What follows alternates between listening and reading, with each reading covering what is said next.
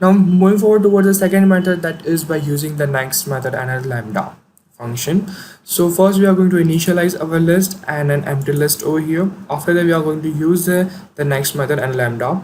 So first we are going to create a function over here which is by using a lambda, which is a lambda eb, and we are going to compare those both length them. After that we are going to go through the list over here. We are going to go through each and every element of the list, and we have set an e condition which has been set to the next condition, which is going to find the next particular element in our list one after going through the function which we have passed it over here.